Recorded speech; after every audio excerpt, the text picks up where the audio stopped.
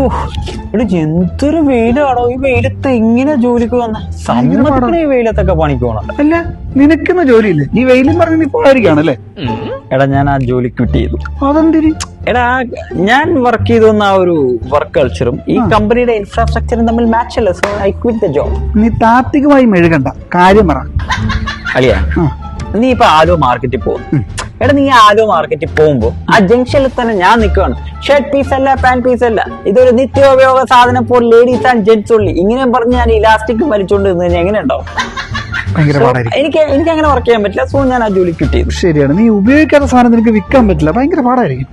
എടാ ഞാൻ ഉപയോഗിക്കാത്ത സാധനം എനിക്ക് വിൽക്കാൻ പറ്റാത്തോണ്ടല്ല, എനിക്ക് ആ പണി പറ്റത്തില്ല. തനിക്ക് വേണമെങ്കിൽ പറ, ഞാൻ വേണം കറക്റ്റ് ചെയ്ത് തരാം. ലേഡീസ് ഐറ്റംസ് ഒക്കെ ഉണ്ടാവും. ആ ലേഡീസ് ഐറ്റംസ് ഒക്കെ പോയി ഈ ലേഡീസിനെ കൊണ്ട് ഇടിപ്പിക്കുന്ന പരിപാടിയില്ല, ഇത് വിറ്റ് കൊടുക്കുന്ന പരിപാടിയാണ്.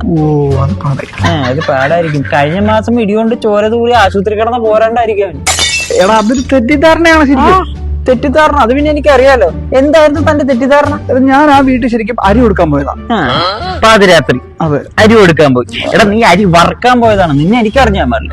എടാ നിന്റെ ജോലി പോയി, ഇനി വേറെ ജോലി നമുക്ക് നോക്കാം. ആവശ്യം നമ്മൾ ഇതിന് വേറെ തർക്കിക്കുന്നു. അതല്ലേ ഞാൻ നിന്നോട് പറഞ്ഞോളൂ. മമ്മേ നീ വേറെ ജോലി നോക്കാം.